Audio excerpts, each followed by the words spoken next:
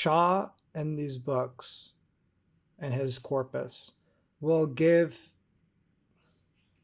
a description of a psychological process in the human being.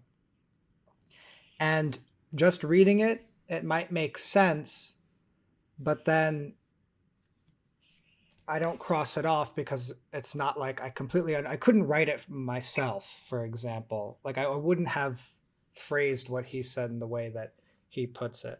I can give an example and then I'd like if you could say something about what someone does with this Okay. once they read it.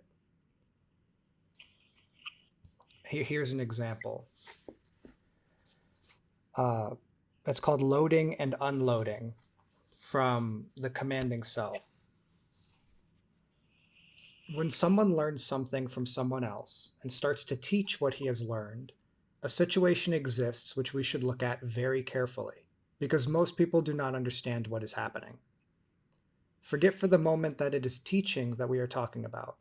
The human being, at a far more basic level, gets something from someone else.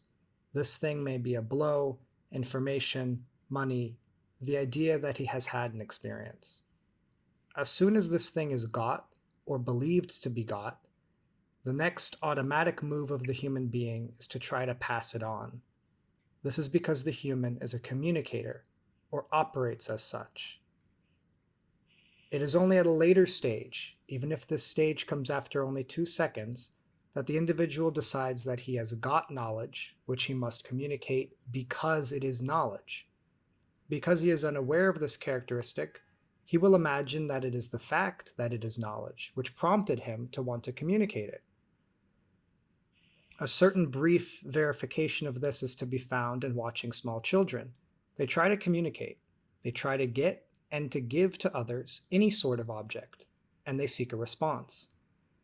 Because of the socially determined ethic, of course, this getting and giving often reaps the richest rewards. A person getting a lot of money and giving most of it away will earn plaudits and honors. Another important part of the getting-giving process is when ideas are offered to people. You often find that people who have ideas to communicate, whether these are of any value or not, will spurn or refuse to entertain other ideas. This is often because they are already getting their ideas from somewhere, or have got them, and their giving out process is at work. This continues for another 2 paragraphs, but when I read that, I think, okay, that makes a lot of sense to me, but also, I don't think I would have ever characterized people as being in a getting and giving, receiving, and then just spitting out uh, process when they're talking about things. So when Idris Shah provides like a psychological paradigm like this, or description rather, of what the person is doing, is this something that then sits in the back of your mind and you wait for it to pop up and you can see if it shows up and you can recognize it? Yeah, you certainly should. And you should think about it because remember, people need attention, right? That's what social media has.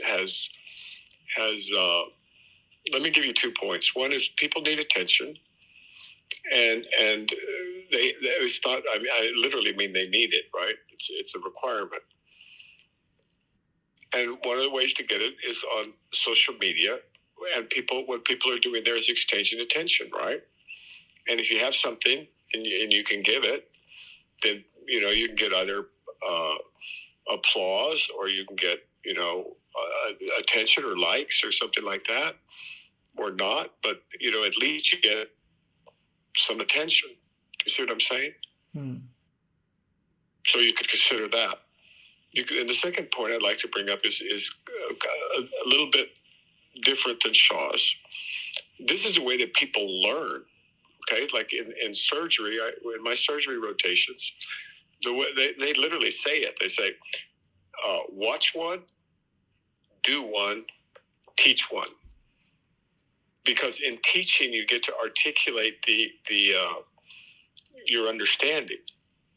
And so in early stages, that's how people learn. I mean, that's one of the ways people learn more thoroughly. Now, do I advise that? No, that's not necessarily, but it should be understood that also is a facet. And there's many other facets to this behavior. And so one must be very, very assiduous at examining oneself and ask yourself, well, is it going to benefit the person? Or is it going to benefit me?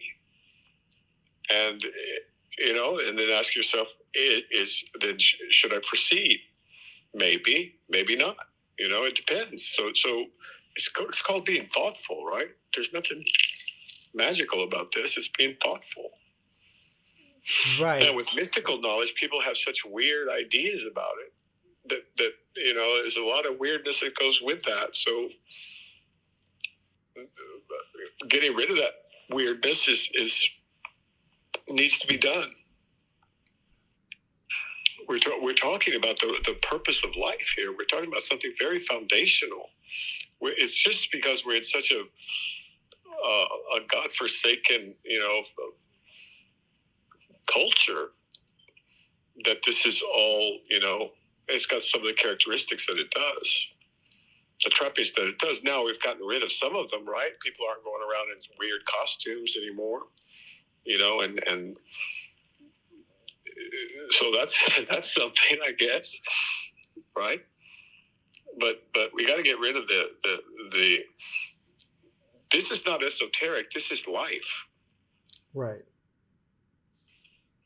And you only get one. And there's no worse feeling than getting to the end of it and realizing that you've wasted yours. And like the miser in the earlier story, wasn't he poor in the beginning? Wasn't there something about him being a beggar? He must have been poor because he made repeat. Yeah, so he was begging the king for money. Okay, so he's poor. And how did he die? Poor. Right? So there's that dimension as well. He died. It's funny. Well, yeah. He didn't spend it. He didn't use it. He didn't, use it for himself or anyone else. He died ignorant.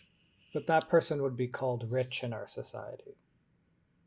Yeah, he would be called rich, but we both know that he's impoverished, horribly impoverished.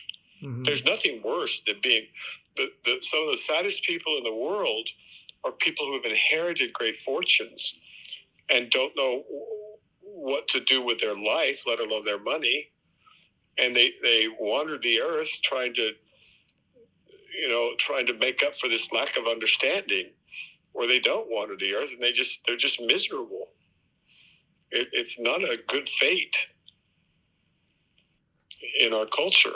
I mean, there are many exceptions, but as a rule, if you want to see somebody miserable, see somebody whose wealth they have not earned.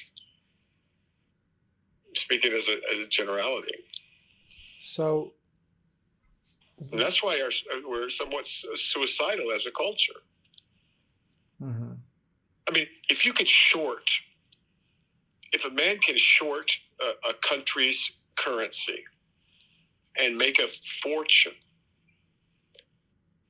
and first feel no guilt about what he's doing to the country, and then take that wealth out of the country, then how is that man going to enjoy? I mean, I don't understand how that man enjoys his wealth, because it's basically at the expense of everybody else. And so probably he'll feel guilty, but then how he acts out that guilt is another problem. And we see that all the time.